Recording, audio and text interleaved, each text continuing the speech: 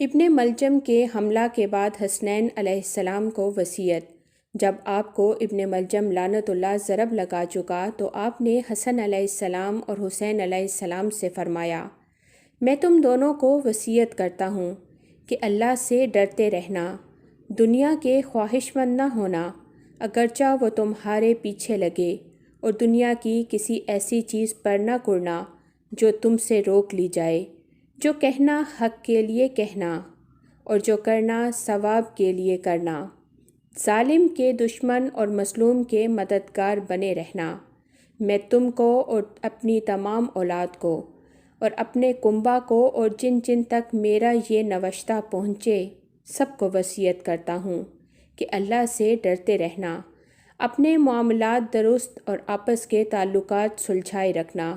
کیونکہ میں نے تمہارے نانا رسول اللہ صلی اللہ علیہ وآلہ وسلم کو فرماتے سنا ہے کہ آپس کی کشیدگیوں کو مٹانا عام نماز روزہ سے افضل ہے۔ دیکھو، یتیموں کے بارے میں اللہ سے ڈرتے رہنا، ان کے کام و دہن کے لیے فاقہ کی نوبت نہ آئے اور تمہاری موجودگی میں وہ تباہ و برباد نہ ہو جائیں۔ اپنے ہمسایوں کے بارے میں اللہ سے ڈرتے رہنا، کیونکہ ان کے بارے میں تمہارے پیغمبر صلی اللہ علیہ وآلہ وسلم نے برابر کی ہدایت کی ہے، اور آپ صلی اللہ علیہ وآلہ وسلم اس حد تک ان کے لیے سفارش فرماتے رہے کہ ہم لوگوں کو یہ گمان ہونے لگا کہ آپ صلی اللہ علیہ وآلہ وسلم انہیں بھی ورثہ دلائیں گے۔ قرآن کے بارے میں اللہ سے ڈرتے رہنا، ایسا نہ ہو کہ دوسرے اس پر عمل کرنے میں تم پر سبقت لے جائیں۔ نماز کے بارے میں اللہ سے ڈرنا، کیونکہ وہ تمہارے دین کا ستون ہے۔ اپنے پروردگار کے گھر کے بارے میں اللہ سے ڈرنا، اسے جیتے جی خالی نہ چھوڑنا،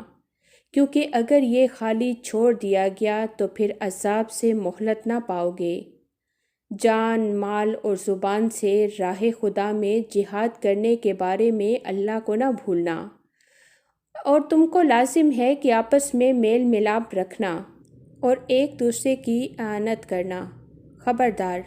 ایک دوسرے کی طرف سے پیٹھ پھیرنے اور تعلقات توڑنے سے پرہیز کرنا، نیکی کا حکم دینا اور برائی سے منع کرنے سے کبھی ہاتھ نہ اٹھانا، ورنہ بدکردار تم پر مسلط ہو جائیں گے، پھر دعا مانگو تو قبول نہ ہوگی۔ پھر ارشاد فرمایا، اے ابو مطلب کے بیٹو، ایسا نہ ہونے پائے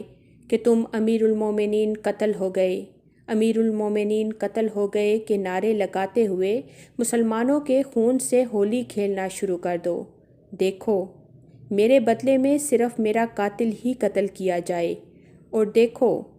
جب میں اس ضرب سے مر جاؤں تو اس ایک ضرب کے بدلے میں ایک ہی ضرب لگانا، اور اس شخص کے ہاتھ پیر نہ کاٹنا، کیونکہ میں نے رسول اللہ صلی اللہ علیہ وآلہ وسلم کو فرماتے سنا ہے کہ خبردار، کسی کے بھی ہاتھ پیر نہ کاٹو، اگرچہ وہ کاٹنے والا کتا ہی ہو۔